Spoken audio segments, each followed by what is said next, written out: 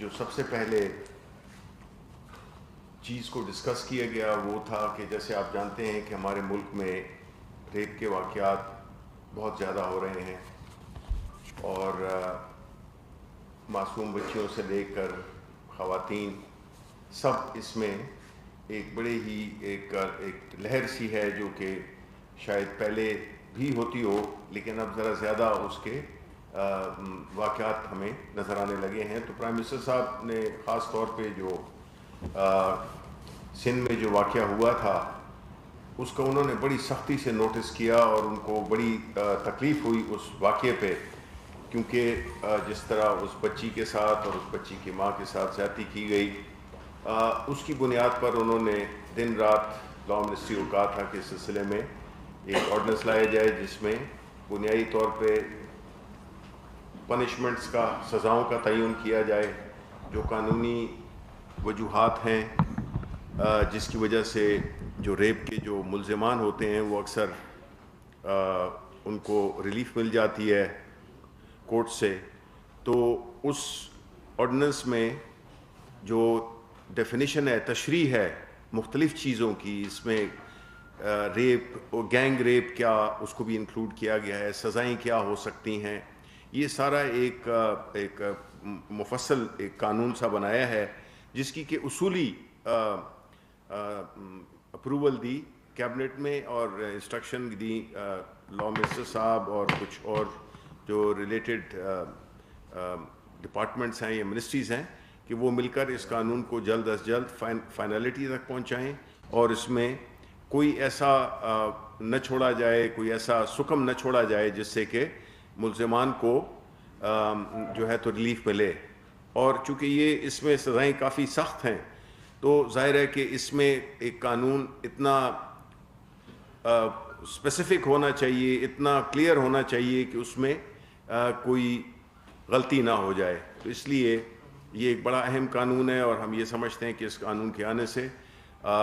کافی فرق پڑے گا اور ایک بہت ایک ہی اچھا ایک ڈیٹرنٹ ہوگا جس کی وجہ سے جو لوگ اس جرم کے مرتکب ہوتے ہیں ان کو کڑی سے کڑی سزائیں دی جائیں گی.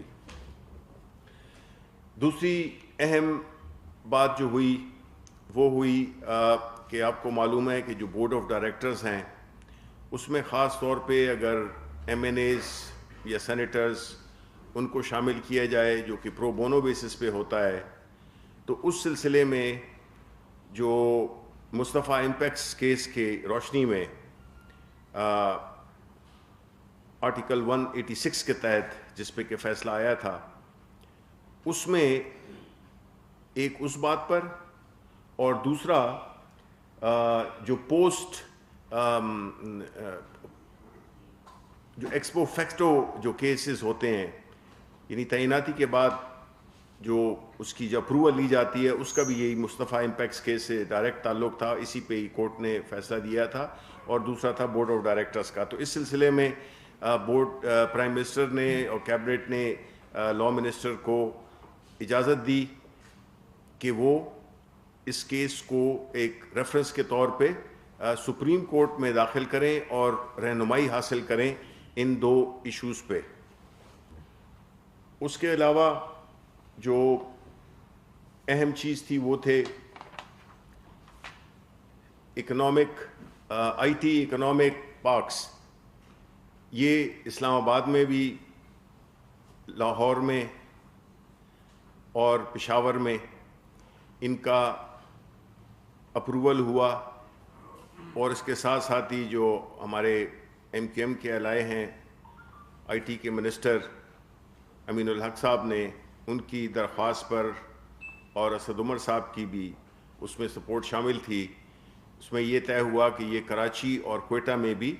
کھولے جائیں، کیونکہ جو آئی ٹی کی جو ایکسپورٹس ہیں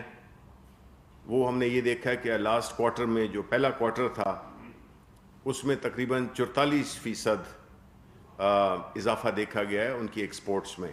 جو کہ ایک بہت ہی خوش آئند بات ہے. اور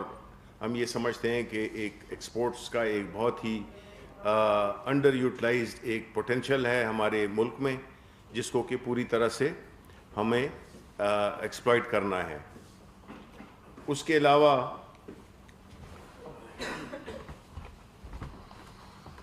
جی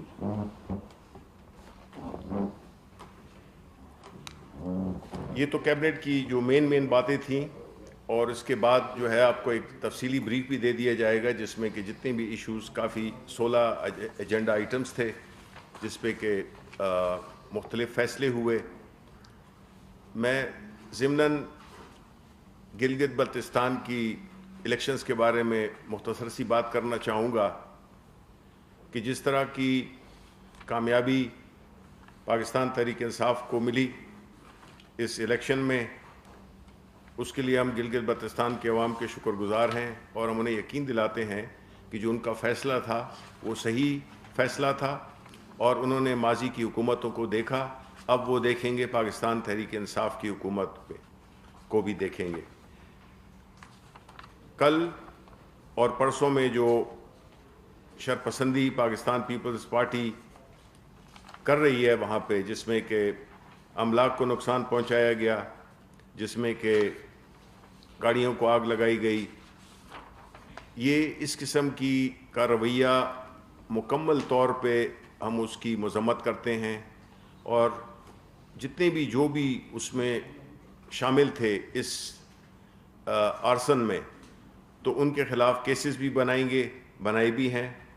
اور انہیں سزا دی جائے گی، کیونکہ دیکھیں یہ پولیٹیکل پارٹیز کا فرض بنتا ہے کہ وہ اپنے کارکنوں کو کنٹرول میں رکھیں، لیکن جب خود ہی پارٹی کے لیڈران ایک ایسا ماحول پیدا کریں گے، ایک ٹینشن کا ماحول، اس میں اکسانے کے، لوگوں کو اکسانے کا، تو اس سے جو ہے تو نہ کوئی جمہوریت کی خدمت ہوگی اور نہ وہاں کے لوگوں کی۔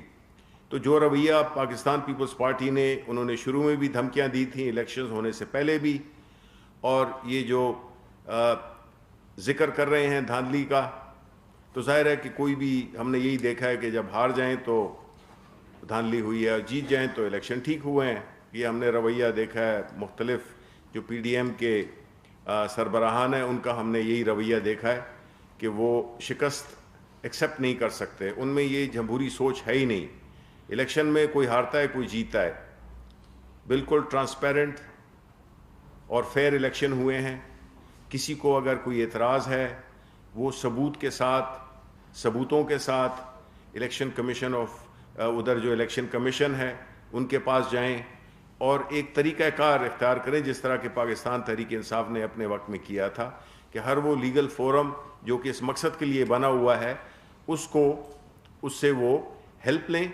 اور اگر ان کو ہیلپ ملتی جائے گی اور جو وہ ڈفرینٹ سٹیجز ہیں اس کے کو وہ فالو کریں۔ باقی جو ہے تو ابھی میں ریکویسٹ کروں گا خسرو بختیار صاحب سے، جو کہ اکنامک افیئرز کے منسٹر ہیں، کہ آپ کو وہ یہ ایک گندم کے بارے میں ایک مختصر سی ایک وہ بتا دیں، انفارمیشن دے دیں۔ جی تھینک یو۔ جی بسم اللہ الرحمن الرحیم۔